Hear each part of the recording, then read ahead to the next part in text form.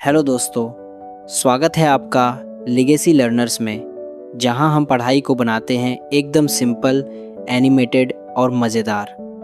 मैं हूं आपका दोस्त एहसान और ये चैनल है स्पेशली उन स्टूडेंट्स के लिए जो चाहते हैं हर टॉपिक को दिल से दिल तक समझना बिना किसी कन्फ्यूज़न के। हम यहाँ हर चीज़ को छोटे छोटे पीसेस में तोड़ते हैं ताकि हर स्टूडेंट, चाहे एवरेज हो या टॉपर, सबको सब कुछ क्लियर समझ आ जाए। अगर आपने अभी तक पोएट्री सेक्शन का फर्स्ट, सेकंड, थर्ड और फोर्थ चैप्टर नहीं पढ़ा है तो चैनल का प्लेलिस्ट चेक करो और पहले उन सभी चैप्टर को कवर करो।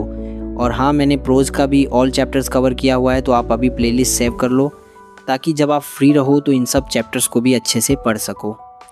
तो आज हम बात करेंगे एक बहुत सुंदर पोएम के बारे में, from your class 12 rainbow text book an epitaph by Walter de la Mare. ये पोएम छोटा है लेकिन दिल को छू जाता है।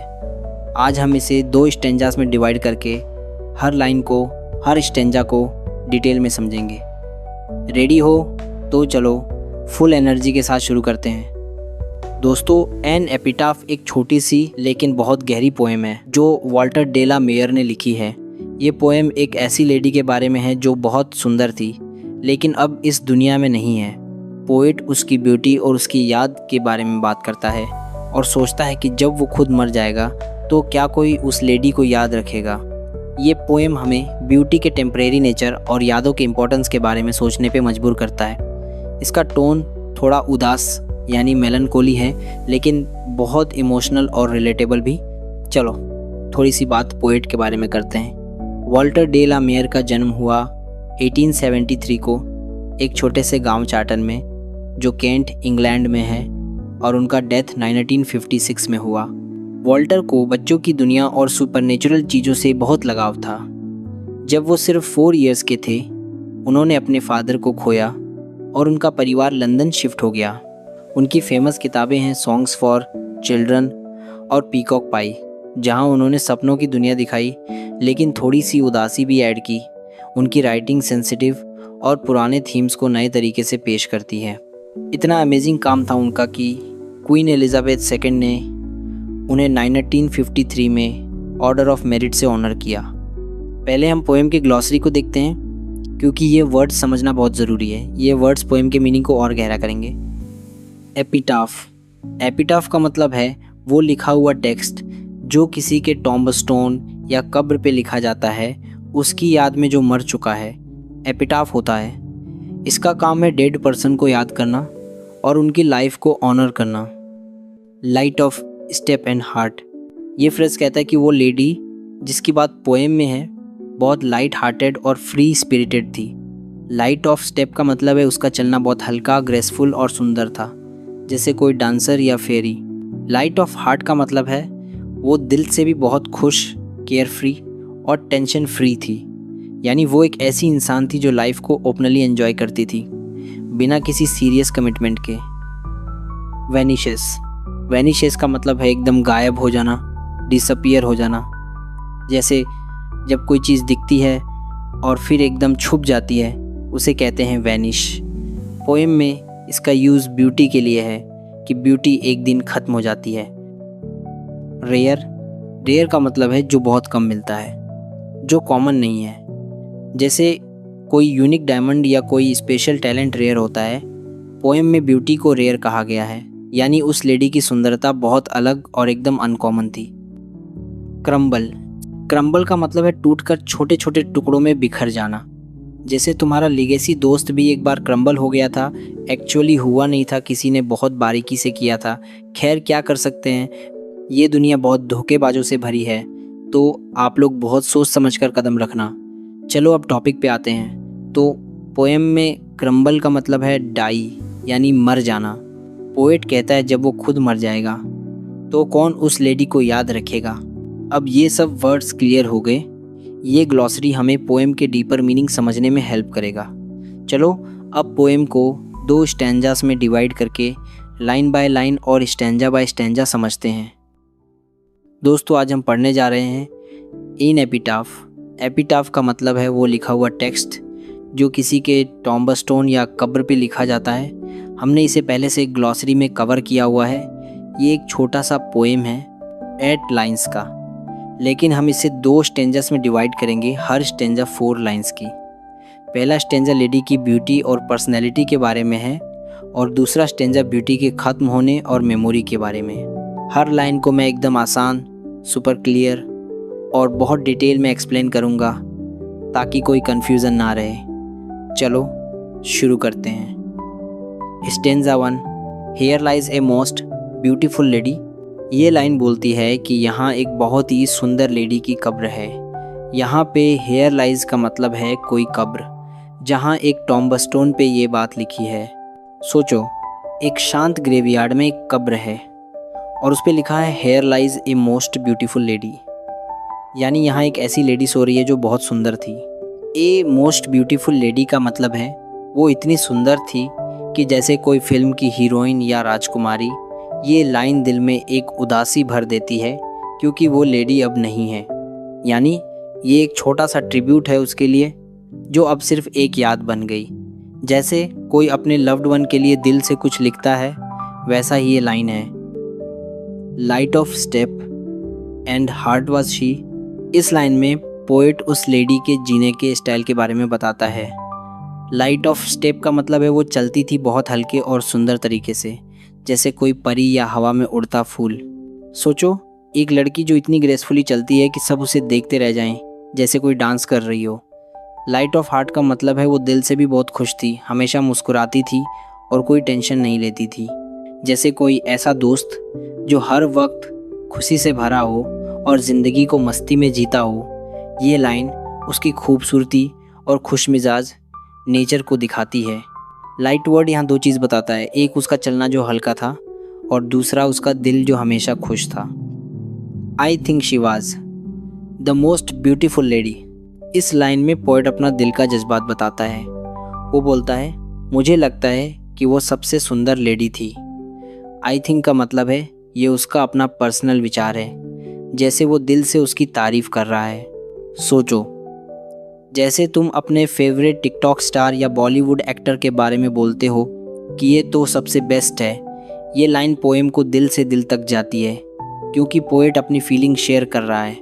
उस लेडी की ब्यूटी को वो इतना पसंद करता है कि उसे सबसे सुंदर मानता है। ये लाइन उसकी ब्यूटी को और भी खास बनाती है।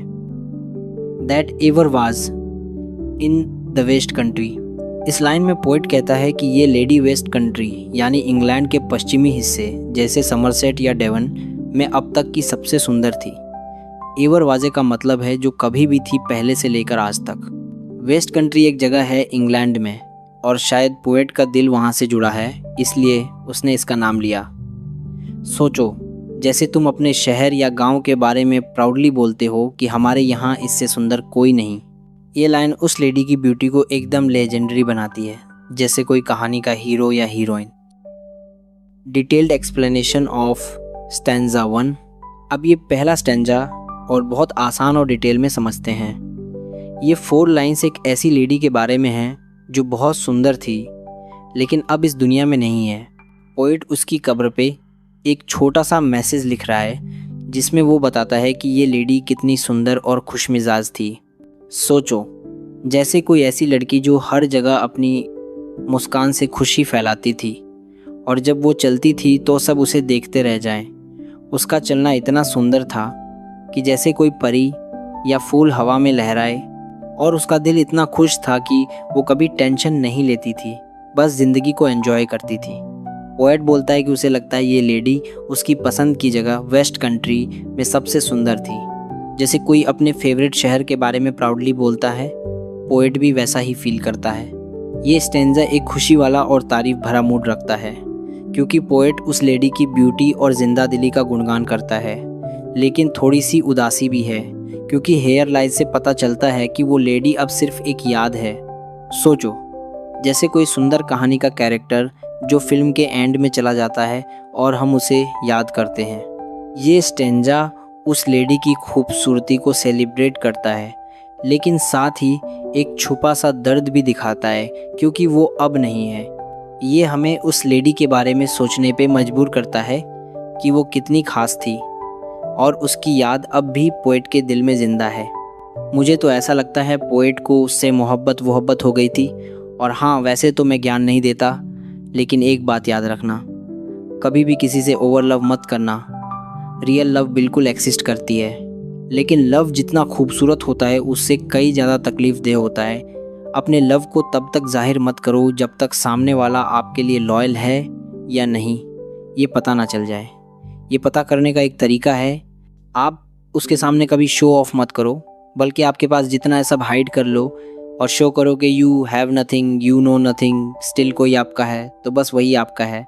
खैर चलो पॉइंट पे आते हैं और ज़्यादा ज्ञान देने के लिए sorry. Stanza 2, but beauty vanishes, beauty passes.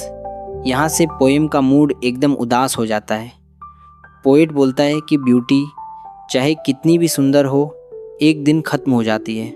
Vanishes का मतलब है एकदम गायब हो जाना, जैसे कोई चीज़ पल भर में छुप जाए, जैसे कोई सपना टूट जाता है।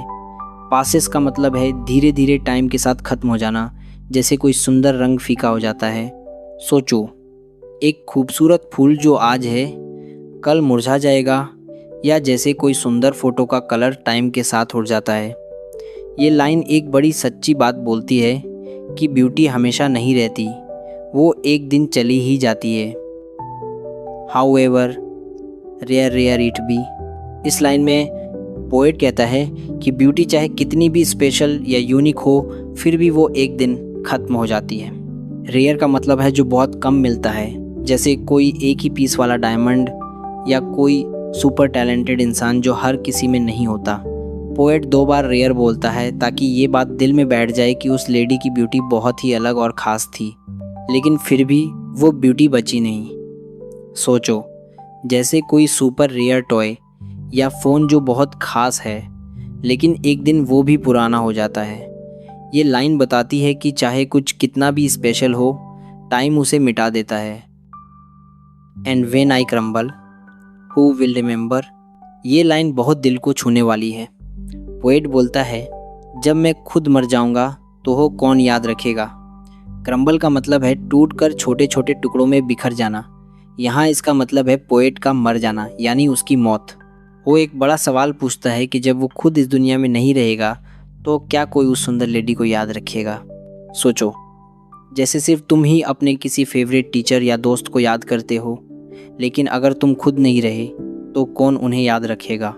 ये लाइन दिल में एक उदासी भर देती है, क्योंकि ये मौत और याद के बारे में सोचने पे मजबूर करता है। This lady of the west country, ये लास्ट लाइन पोएम को एक बहुत उदास और सोचने वाला एंड देती है। पोएट फिर से उस लेडी को lady of the west country कहता है और पूछता है, कौन इसे याद रखेगा। ये एक ऐसा सवाल है जो दिल के अंदर घर कर जाता है। पोएट को डर है कि शायद उस लेडी की याद भी टाइम के साथ चली जाएगी। सोचो, जैसे कोई पुरानी कहानी जो लोग धीरे धीरे भूल जाते हैं, या जैसे कोई पुराना गाना जो लोग बंद कर देते हैं। वेस्ट कंट्री यहाँ पोएम को पर्सनल बनाता है, क्योंकि शायद पोएट का दिल उस जगह से जुड़ा है। ये लाइन एक छोटी सी याद बन जाती है जो हमें सोचने पे मजबूर करती है। Detailed explanation of stanza 2। अब दूसरा स्टैंजा को समझते हैं। ये 4 लाइन्स पोएम का सबसे इम्पॉर्टेंट मैसेज देती हैं। पहला स्टैंजा उस लेडी की ब्यूटी और खुशी का जश्न मना रहा था, लेकिन ये स्टैंजा बोलता है कि वो ब्यूटी एक दिन चली जाएगी। पोएट कहता है कि चाहे ब्यूटी कितनी भी सुंदर या एकदम यूनिक हो, जैसे कोई सुपर स्पेशल चीज़, वो एक दिन ख़त्म हो ही जाती है। सोचो, जैसे एक सुंदर फूल जो आज खिला है कल मुरझा जाएगा, या जैसे कोई फेवरेट ड्रेस जो बहुत पसंद है लेकिन एक दिन पुरानी हो जाती है। फिर पोएट एक बहुत बड़ा और दिल को छूने वाला सवाल पूछता है, जब मैं खुद इस दुनिया से चला जाऊंगा तो कौन इस लेडी को याद रखेगा। ये सवाल हमें सोचने पे मजबूर करता है कि ना सिर्फ ब्यूटी बल्कि ज़िंदगी और यादें भी एक दिन ख़त्म हो सकती हैं। ये स्टैंजा का मूड बहुत उदास है, जैसे कोई दिल से दिल तक बात बोल रहा हो। सोचो, जैसे तुम अपने किसी करीबी दोस्त के बारे में सोचते हो जो अब नहीं है, और डर लगता है कि उनकी याद भी एक दिन ख़त्म हो जाएगी। ये स्टैंजा हमें एक बड़ी सच्ची बात सिखाता है कि ज़िंदगी में कुछ भी हमेशा नहीं रहता, ना ब्यूटी, ना ज़िंदगी, ना यादें। जैसे कोई कैंडल का लाइट जो धीरे धीरे बुझ जाता है, या कोई पुराना घर जो टाइम के साथ टूट जाता है, वैसा ही ये स्टैंजा दिखाता है। ये हमें सोचने पे मजबूर करता है कि हम अपने लव्ड वंस की यादें कैसे ज़िंदा रखें, क्योंकि टाइम सब कुछ मिटा देता है। ये स्टैंजा एक बड़ी बात बोलता है कि ज़िंदगी का असली मतलब क्या है और हमें अपने दिल के करीब लोगों को याद रखना क्यों ज़रूरी है। एन एपिटाफ का थीम है ब्यूटी और लाइफ का टेम्परेरी होना और यादों का इम्पोर्टेंस। ये पोएम एक सुंदर लेडी के बारे में है जो अब मर चुकी है। पोइट कहता है कि चाहे कितनी भी सुंदर चीज़ हो जैसे ब्यूटी, वो एक दिन ख़त्म हो जाती है। जब वो खुद मर जाएगा तो शायद कोई उस लेडी को याद भी ना करे। ये पोएम हमें सिखाता है कि लाइफ, ब्यूटी और यादें सब टेम्परेरी हैं और टाइम सब कुछ मिटा देता है, लेकिन साथ ही ये हमें सोचने पे मजबूर करता है कि हम अपने लव्ड वंस की यादें कैसे ज़िंदा रखें। तो दोस्तों, ये था एन एपिटाफ का पूरा एक्सप्लेनेशन। उम्मीद है अब ये पोएम आपको एकदम क्लियर हो गया है। ये छोटा सा पोएम हमें ब्यूटी, लाइफ और यादों के टेम्परेरी नेचर के बारे में बहुत कुछ सिखाता है। अगर कोई डाउट है तो कमेंट सेक्शन में पूछो, I will explain in your comment. Legacy learners पे ऐसे ही इजी और फन एक्सप्लेनेशंस के लिए सब्सक्राइब करो, बेल आइकन दबाओ और अपने दोस्तों के साथ शेयर करो। नेक्स्ट वीडियो में हम एक और इंटरेस्टिंग टॉपिक कवर करेंगे। तब तक कीप लर्निंग, कीप स्माइलिंग और हाँ, अपना ख्याल रखो। Bye bye.